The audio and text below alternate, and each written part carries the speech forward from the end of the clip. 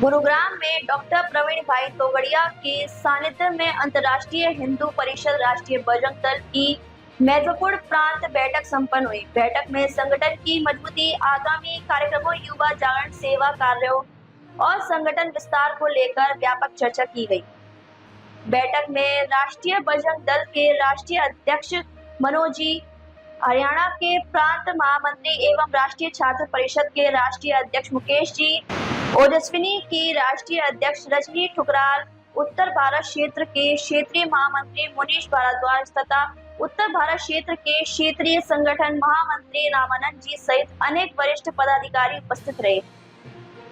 बैठक के दौरान आगामी अभियानों की रणनीति, कार्यकर्ताओं के प्रशिक्षण, सामाजिक के सेवा बैठक के दौरान आगामी अभियानों की रणनीति, कार्यकर्ताओं के प्रशिक्षण, सामाजिक के सेवा कार्यों तथा संगठन को जन जन तक मजबूत करने के संकल्प पर विस्तार से चर्चा की गई। वो करेंगे, वो लोग करते आ रहे हैं 1300 साल से। और हम लोग क्या सोचते हैं कि हमारा बेटा इंजीनियर बने, डॉक्टर बने, जज बने, वकील बने, बनना भी चाहिए। लेकिन हम किस लिए सोचते हैं? हमारा बेटा जज बने, देश की सेवा के लिए नहीं बने। हमारा बेटा वकील बने, देश की सेवा के लिए नहीं बने।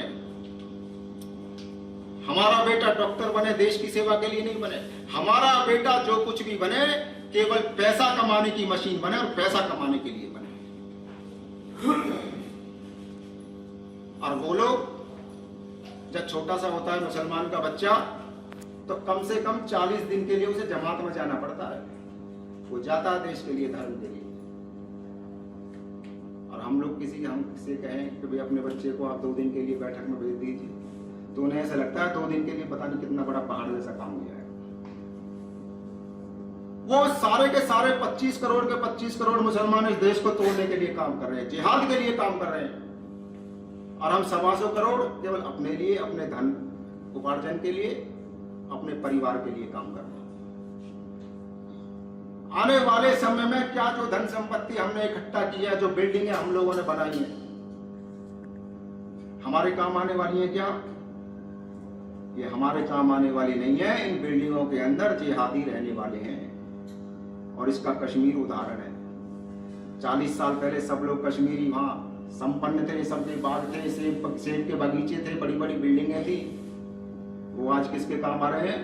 वो सब जिहादियों के रहने के काम आ रहे हैं। और देश के 9 प्रदेशों की डेमोग्राफी चेंज हो रही है, वहां भी यही सिलसिला जारी है। और वहां की बात छोड़ दो, दिल्ली देश की राजधानी, जहां सारी सुरक्षा एजेंसियां हैं, बड़े बड़े नेता रहते हैं, प्रधानमंत्री, गृह मंत्री रहते हैं, वहां से लोग मकान छोड़ छोड़ करके भाग रहे हैं जिहादियों के कारण से। आज ये स्थिति इस देश की हो रही है।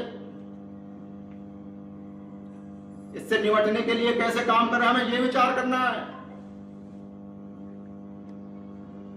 इनसे कैसे निपटे? 1300 साल से हम लोग संघर्ष करते चले आ रहे हैं और संघर्ष करना पड़ेगा। बांग्लादेश, पाकिस्तान, अफगानिस्तान, इन्होंने डेमोग्राफी चेंज करके तोड़ लिए। और केवल इतना नहीं, पिछले 2000 साल के अंदर 20 से ज्यादा टुकड़े भारतवर्ष के हुए हैं। और आज भी जो भारत हमारे पास बचा है, इसे तोड़ने का षड्यंत्र चल रहा है। अभी अखंड भारत की बात हो रही थी, अखंड भारत बनाएंगे, अखंड भारत बनाएंगे। आज की परिस्थिति में, आज मान लो घोषणा हो जाती है, बांग्लादेश, पाकिस्तान, अफगानिस्तान हम भारत में मिला देते हैं, अखंड भारत बन जाता है। तो क्या अखंड भारत हमारे पास रहेगा? क्या बताइए, रहेगा? नहीं रहेगा। सबसे पहले हमें अखंड भारत के लिए अपनी मेंटेलिटी तैयार करनी पड़ेगी, अपने आप को मजबूत करना पड़ेगा। और जिस दिन हम लोग मजबूत हो जाएंगे, उस दिन भारत अखंड भारत बनेगा। और केवल मुसलमान रहित हिंद अखंड भारत बनेगा। मुसलमानों के साथ अखंड भारत बनने वाला नहीं है।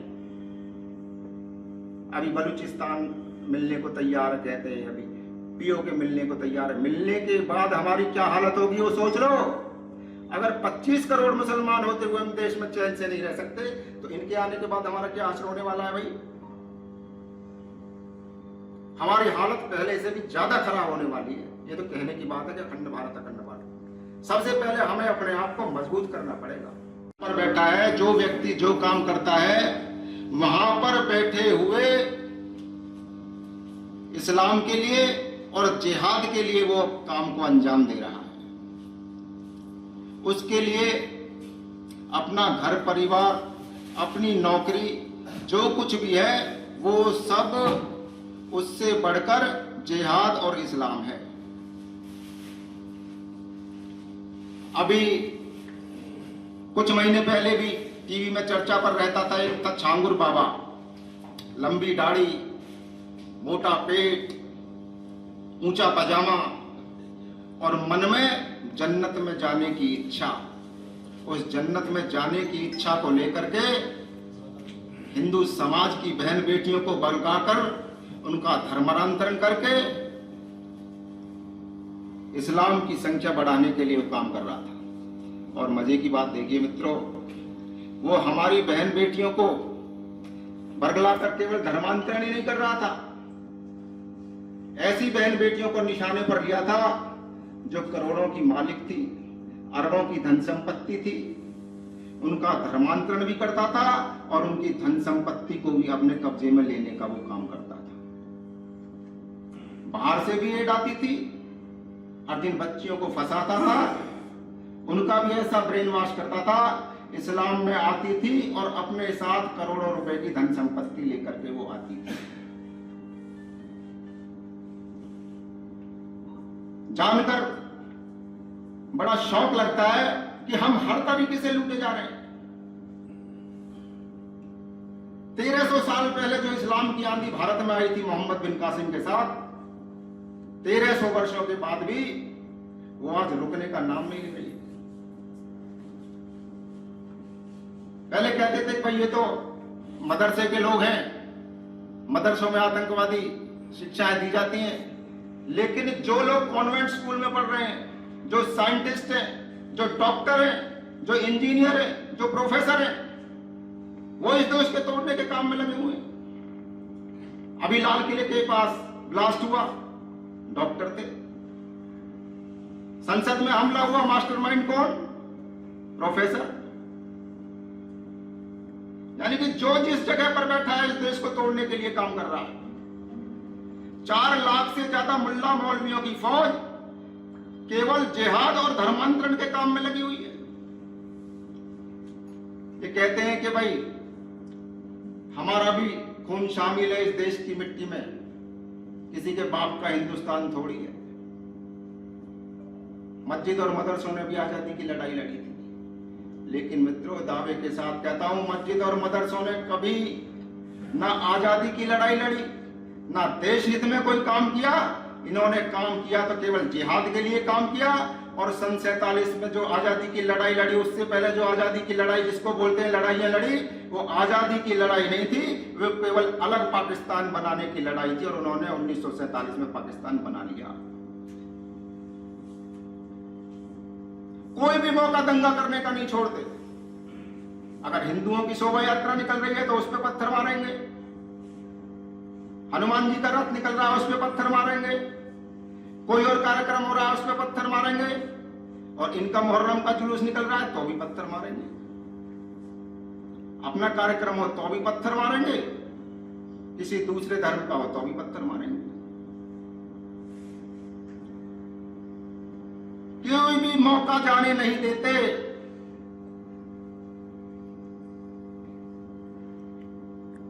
तीन लाख से ज्यादा मस्जिद मदरसे केवल इस देश के अंदर धर्मांतरण के लिए काम में कर रहे हैं। हम आतंकवाद आतंकवाद चिल्ला रहे हैं, 40 साल से देश में आतंकवाद चल रहा है।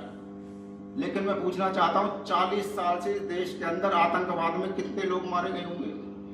कुछ हजार, 2000, 10,000, 20,000, 50,000।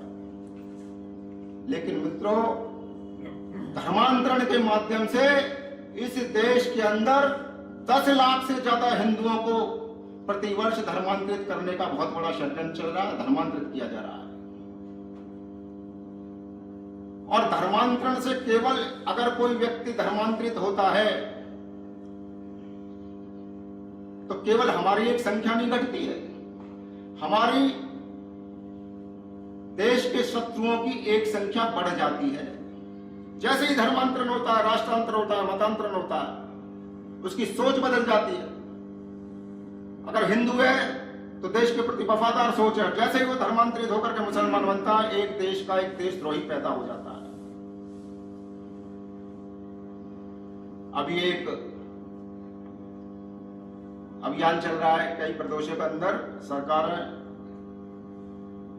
सामान्य सिविल कोड लेकर के आ रही है, समान नागरिक संहिता कानून ला रही है। लेकिन क्या इस समान नागरिक संहिता से देश का भला होने वाला है? आज अगर किसी मुसलमान की बहन बेटी को मान लो जमीन में हिस्सा नहीं मिलता जैसे हिंदुओं की में मिलता है, और वो जमीन में हिस्सा अगर मुसलमान की बहन बेटी को मिलना शुरू हो जाए, तो उससे हमारा या देश का कोई लाभ है क्या? 3 तलाक से हमें कोई लाभ हुआ क्या? 3 तलाक खत्म होने से कोई मुसलमान 4 शादी करता है, अगर वो 1 शादी करने लग जाए, उससे क्या होगा भाई?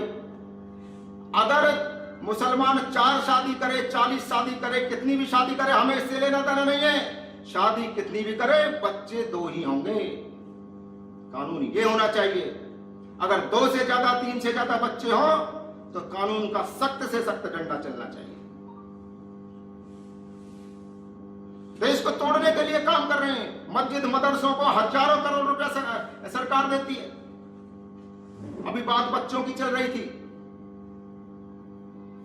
मदरसों को जिस प्रकार से हजारों करोड़ रुपया सरकार देती है, तो संस्कृत विद्यापीठ क्यों नहीं बनाई जाए? हमारे छोटे छोटे बच्चों को शिक्षा क्यों नहीं दी जाए? जब मदरसों को पैसा दे सकते हैं तो हमारे संस्कृत विद्यालय को क्यों नहीं भाई? जो संस्कार बच्चे के मन में बचपन में बलवती होते हैं, वो संस्कार आजीवन रहते हैं। वो कॉन्वेंट से मिलने वाले नहीं है। कॉन्वेंट के अंदर जाएंगे तो उनका धर्मांतरण नहीं होगा। कोई भी कॉन्वेंट स्कूल हिंदू पद्धति की शिक्षा नहीं देता। सब ब्रेन वॉश करने में लगे हुए। जो जहां बैठा, जो हलवाई का काम कर रहा है, वो थूक जिहाद कर रहा है। जो जमीन कब्जा रहे, लैंड जिहाद कर रहे हैं। मल्टीनेशनल कंपनियों में जिहाद चल रहा है। अभी महाराष्ट्र के अंदर देखा, लड़कियों को धर्मांतरित करने का काम करते थे। किसी ना किसी प्रकार से देश को तोड़ने में लगे हुए हैं,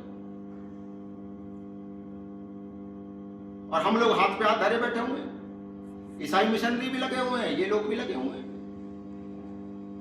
देश के जितने भी सीमांत प्रदेश हैं, सबके अंदर ध्यान पूर्वक देखें, लैंड जिहाद के माध्यम से मजारें बनाई जा रही हैं, मस्जिद मदरसे बनाए जा रहे हैं, और बड़े सुनियोजित षड्यंत्र के तहत उन्हें जिहाद का अड्डा बनाया जा रहा है। अगर कल को बांग्लादेश के साथ युद्ध होता है, पाकिस्तान के साथ युद्ध होता है, तो बांग्लादेश और पाकिस्तान के ये कैंटोनमेंट बनकर के काम करेंगे। आज एक भी तहसील ऐसी नहीं जो ISI के निशाने पर ना हो, जिहादियों के निशाने पर ना हो। और इस जिहाद की जो मां है वो है तबलीगी जमात। 100 से ज्यादा देशों में तबलीगी जमात काम कर रही है। और मजे की बात देखिए, कई मुस्लिम देश ऐसे हैं जहां इन्होंने तबलीगी जमात को बैन करके रखा है, लेकिन इसका हेड ऑफिस कहां है? हेड ऑफिस है भारत के निजामुद्दीन में।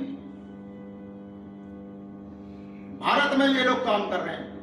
हेड ऑफिस भारत में, भारत से ज्यादा करके दूसरे देशों में ये लोग काम कर रहे हैं। और जहां इसका हेड ऑफिस है, वहां देश की क्या स्थिति होने वाली है?